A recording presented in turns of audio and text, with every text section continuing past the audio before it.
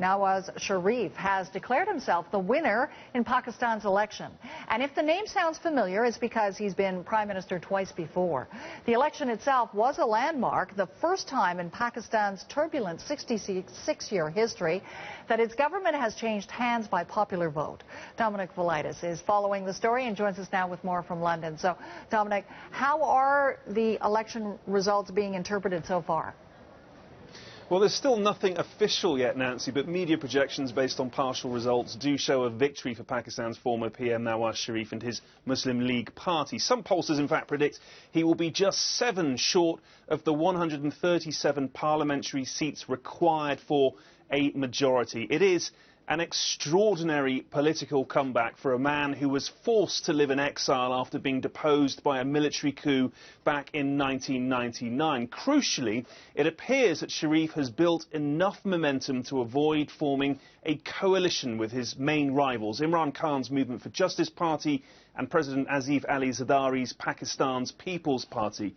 Imran Khan, incidentally, has also done pretty well in this election. In fact, going off projections again, it looks like he may have clinched a rather big victory in Peshawar. So, that said, he just didn't have the momentum to trip up Sharif, who should now be able to make up the majority with support from independents and small parties. That government, once formed, will have some big issues to contend with: Taliban militancy, corruption, chronic power cuts and crumbling infrastructure, just a few examples. Nancy.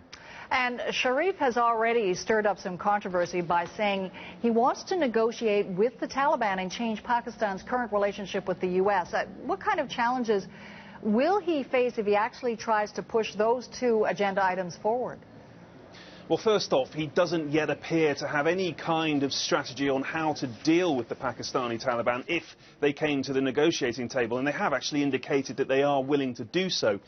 The big challenge on this front, though, is that by engaging with them, he runs the risk of angering Pakistan's powerful military, which has been taking the fight to the Taliban in the tribal areas of the country for several years now. As a result, more Pakistani troops have now died fighting militants than in the wars against India. And the bottom line here is that he cannot talk to the Taliban without engaging with Pakistan's military at the same time. It's a tough line to walk. If he gets it wrong, it could all backfire on him.